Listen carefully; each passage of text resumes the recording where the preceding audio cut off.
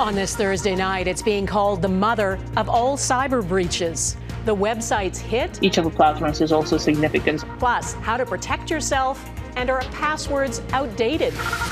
Justin Trudeau's plummeting popularity, the Liberal MP backtracking on his calls for a leadership review. Parents told to scrap the bubble wrap. Risky doesn't mean it has to be dangerous or bad. Why children can benefit from risky play. And love conquers all, how this wedding went ahead despite the war in Gaza, as the CIA helps broker a ceasefire.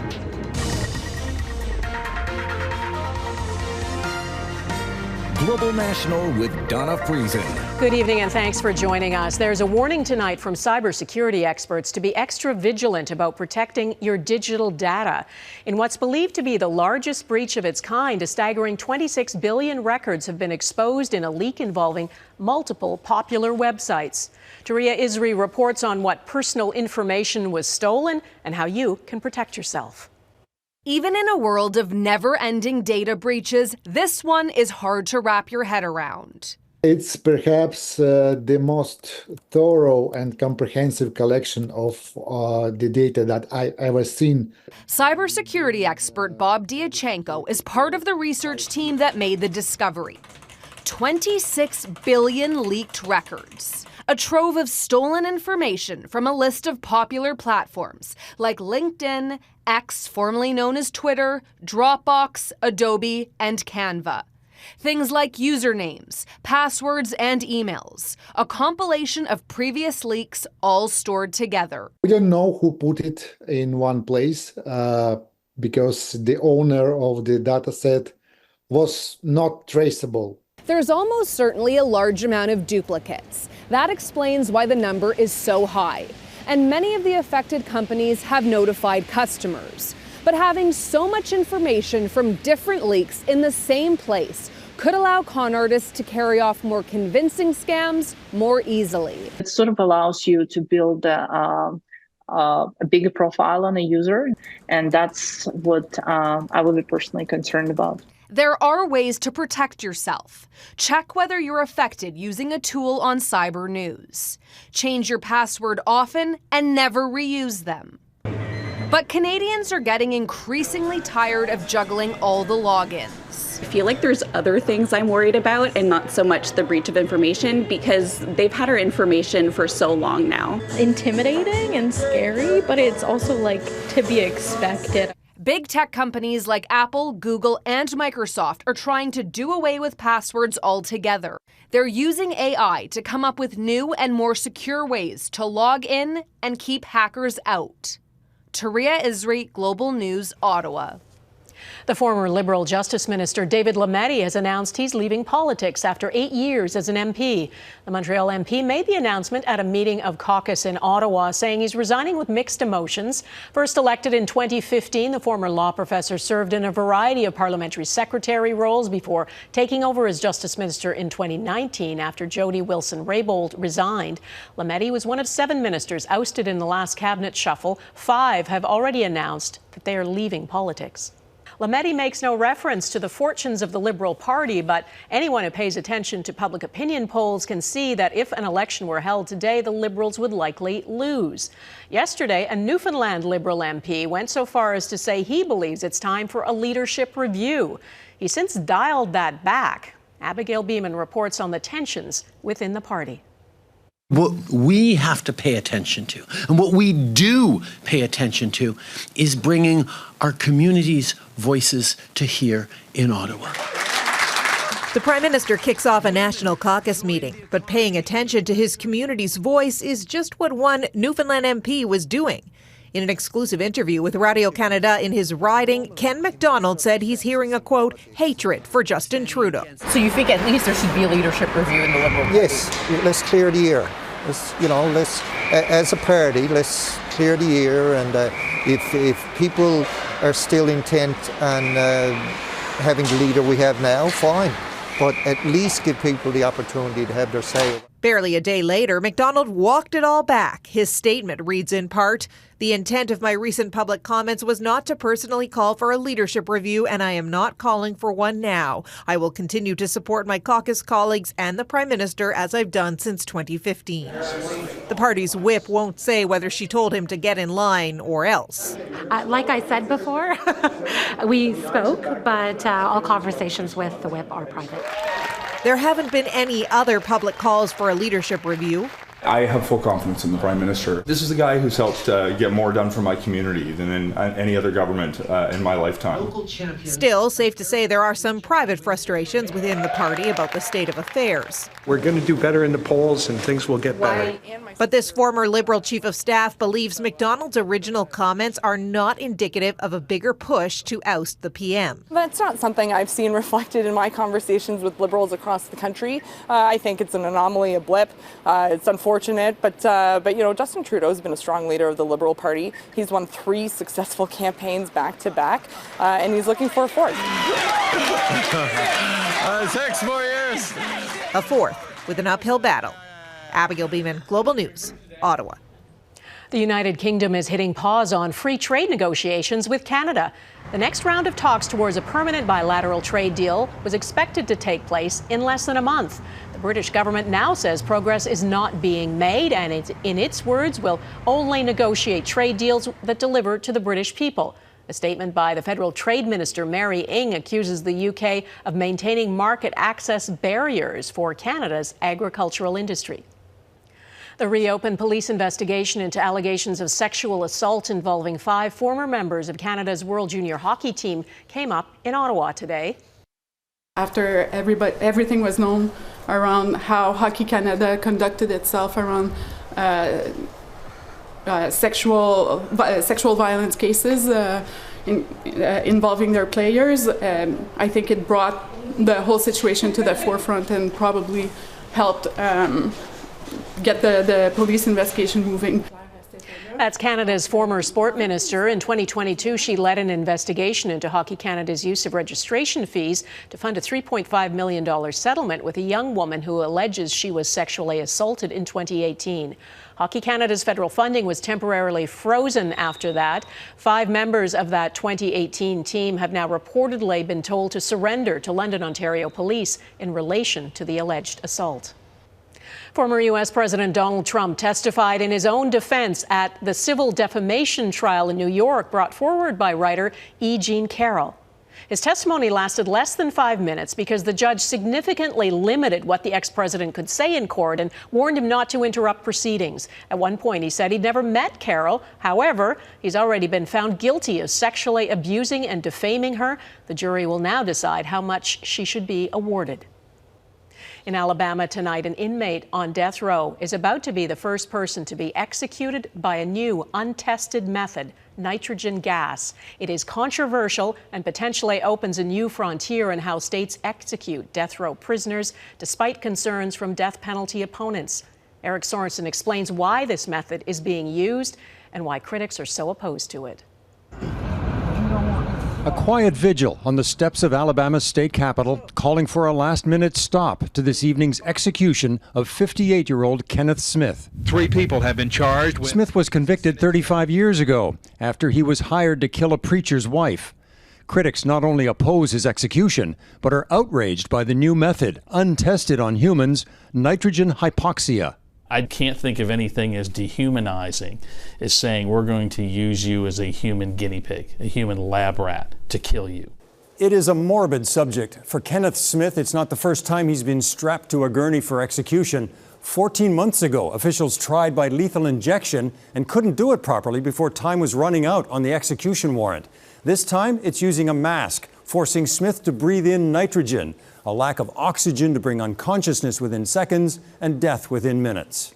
Opponents call it nitrogen suffocation, and some say it's unconstitutional. I think that the states that want to execute people are thrilled, to see that there may be another method here. But an execution can go forward where a corpse is created, but the method of execution or the technique of the execution causes an unlawful kind of death. One reason for changing from lethal injections, under public pressure, some drug companies stopped making their products available. Now, one group wants the Quebec-owned U.S. producer of the industrial mask it believes is being used to take similar action. To try and intervene and ensure that their products are not used to execute Kenneth Smith. Unfortunately, we haven't heard anything from them. A Catholic charity in Rome decries both the execution and the method. A new standard of the lowering level of humanity for the whole world, not just for Alabama. Others feared that time was running out, including Kenneth Smith, who issued a statement asking that people not turn their heads and normalize what is happening. Smith is scheduled to be put to death this evening at 7 p.m. Eastern in Atmore, Alabama. Eric Sorensen, Global News, Toronto. There's another accusation of India being behind assassinations on foreign soil. Pakistan's foreign secretary says there's credible evidence linking agents of the Indian government to the killings of 2 Pakistani citizens in Pakistan. He claims there's financial and forensic evidence Indian agents assassinated 2 anti-India militants in attacks on mosques in September and October of last year. These cases reveal a growing sophistication and brazenness of Indian-sponsored terrorist acts in Pakistan. They fit the pattern of similar cases which have come to light in other countries, including Canada and the United States. In November, the U.S. Justice Department announced charges against an Indian national for allegedly taking part in a murder-for-hire plot on U.S. soil. And in June, Canadian Hardeep Singh Nijjar, who advocated for an independent Sikh state in India, was shot and killed outside a Gurdwara in Surrey, BC. Prime Minister Justin Trudeau accused the Indian government of playing a role in that death, which India has denied. We're learning more about the victims of Tuesday's deadly plane crash in Fort Smith, Northwest Territories. 6 people died when the plane taking workers to a diamond mine crashed after takeoff. Heather Yourex-West has been speaking to some of their loved ones. First responders and community members stricken with grief, standing shoulder to shoulder at a candlelight vigil in mourning. It's touched every part of our community. You know, Fort Smith is a small community and everybody knows everybody. 6 people died when a small plane crashed near Fort Smith on Tuesday. The Northwestern Air Flight had been taking workers to the Diavik diamond mine north of Yellowknife. The Rangers, who are incredibly hardy men, went out there, I think, by Skidoo, and were hoping to be able to save lives. But they found 1 survivor, and they were just grief-stricken. They could hardly speak last night. According to his family, one of the victims was Howie Banwell. His sister Crystal says he loved playing guitar and camping at the family cabin. He was able to light up the room with his smile and help make others laugh, she wrote. He ensured safety and inspiration to everyone. He will be greatly missed by all. Diane Balsley was also killed in the crash. The longtime mine worker, also a beloved mom. She was like the sweetest person, like the kindest, nicest person you could ever meet. I just talked to her. She sent me like a care package there, and we're laughing, we're joking, and next thing you know, she's gone. Balsley leaves behind 3 children and a grandchild, one of 6 families now devastated by loss. Heather Yourex-West, Global News, Calgary. Risk versus reward. Some new advice for parents tonight. Coming up, why kids need to take more risks when they play.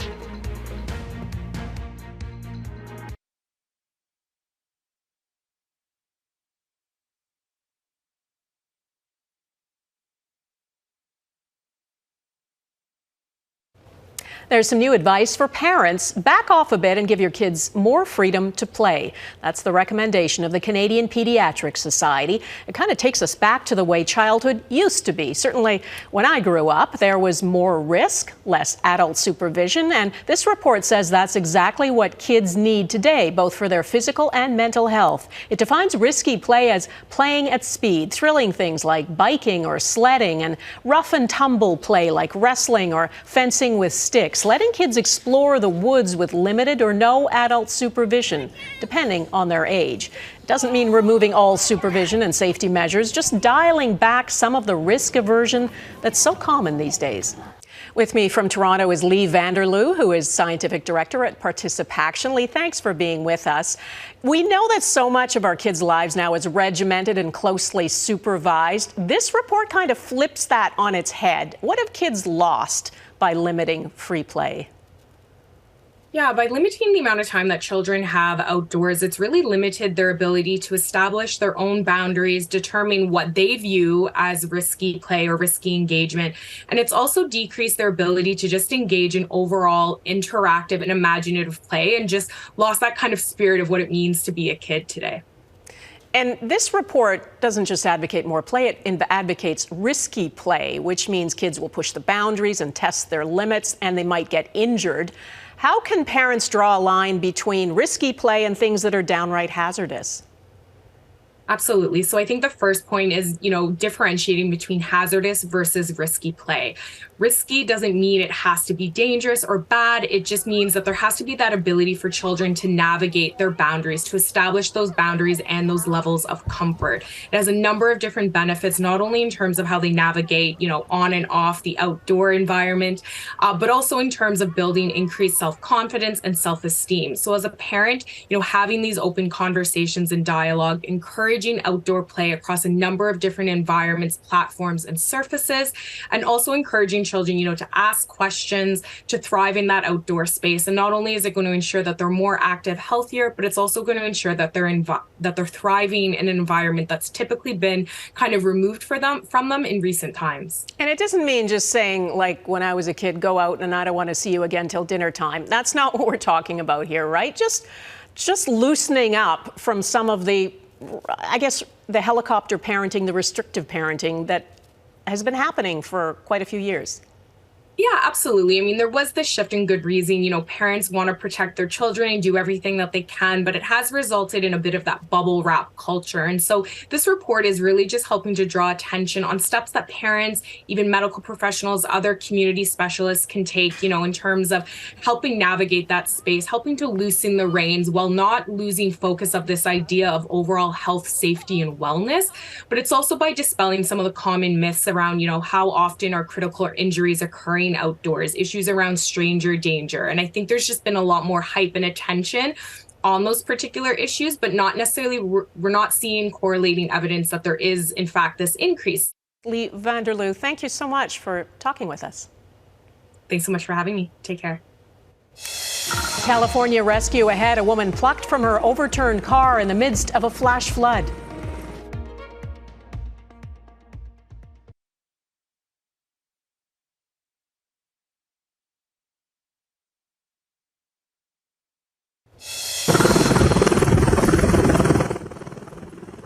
This was the moment a woman was airlifted to safety from a raging creek in Northern California. She'd spent 15 hours on top of her submerged, overturned car after intense rain slammed the region on Monday. A camper happened to spot her and called for help. The woman was treated for hypothermia, but is otherwise okay. Southern California is also dealing with heavy rain. A state of emergency was declared in San Diego, which has had the wettest January on record. There are reports the head of the U.S. Central Intelligence Agency, the CIA, will meet for talks on a possible ceasefire in Gaza and the release of hostages. William Burns is expected to meet with the head of Israel's Mossad intelligence service and Qatari officials in Europe this weekend. Qatar has been a key mediator and was instrumental in brokering previous pauses in fighting. But tonight, Qatar is accusing Israeli Prime Minister Benjamin Netanyahu of hampering efforts to secure the release of hostages. That's because a leaked recording appeared to catch Netanyahu criticizing Qatar. In the remarks from a meeting with hostage families that aired on Israeli TV, Netanyahu reportedly called Qatar's role problematic because of its relationship with Hamas. Qatar allows Hamas's military wing to maintain a presence in Doha and calls the comments dangerous and irresponsible. People are facing death or risk of death because of hunger and starvation and famine. It's not easy to understand how hellish the situation is. That's the head of the World Health Organization who lived through war as a child in Ethiopia. War only brings more war and hatred, he said, as he called for a ceasefire and a political solution to Israel's war on Hamas. Holding on to hope next, remnants of a regular life for Gazans.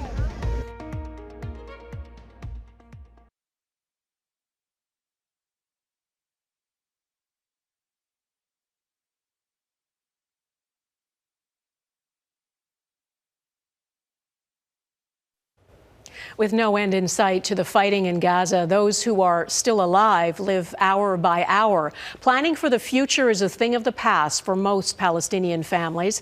Mike Armstrong has the story of two couples trying to find hope where they can. This day wasn't supposed to be like this.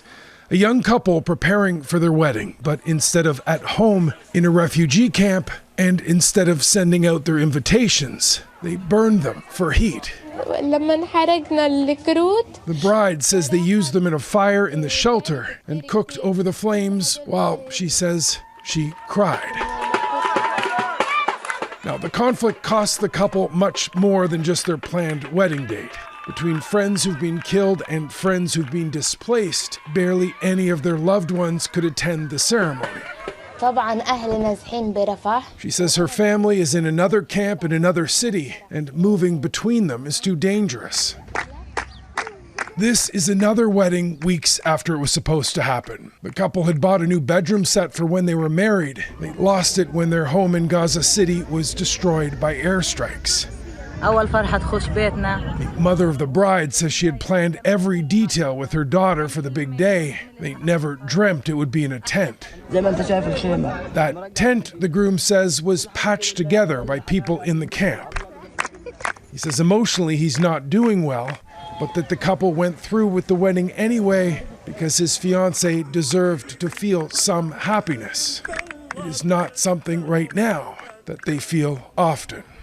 Mike Armstrong, Global News, Montreal. And that is Global National for this Thursday. I'm Donna Friesen. Tonight's Your Canada is this maple leaf at the Lights at Lafarge Lake display in Coquitlam, BC. We'd love to see your Canada. Please email it to viewers@globalnational.com. And thanks for watching. Neetu Garcha will be at the anchor desk tomorrow, and I'll see you again on Monday. Bye-bye.